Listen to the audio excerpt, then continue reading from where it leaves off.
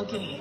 Natapos na ba mga pasalamat ko sa inyong lahat na kahit mainit ay nandyan pa rin kayo at sa inyong oras, walang ni isa dito ang binayaran para pumunta dito. Walang bayan!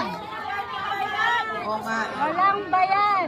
Kaya nga, malaki yung pagpapasalamat namin dahil kahit kailangan yung gumastos, ay nandito pa rin Absent pa. kayo.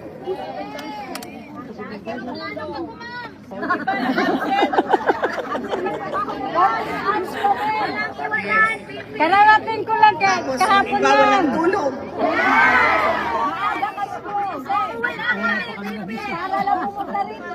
Opo, walang tulog.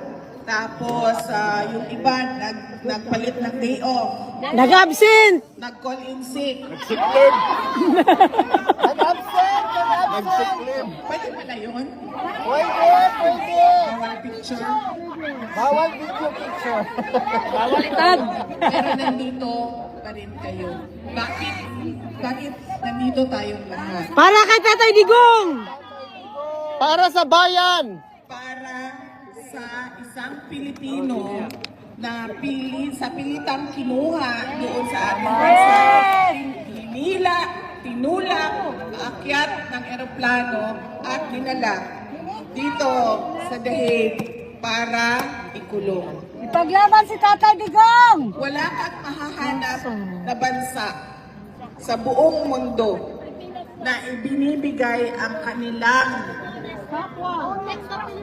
kababayan sa mga dayuhan. Only in the Philippines! Only in the Philippines! Nakakahiya man na nakikita ng buong mundo, pero ganon ang nangyari sa dati nating Pangulong Rodrigo Duterte.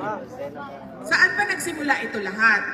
Kaya ako nakiusap paulit-ulit sa ating mga organizers dito sa Dahig, sa ating mga kasama.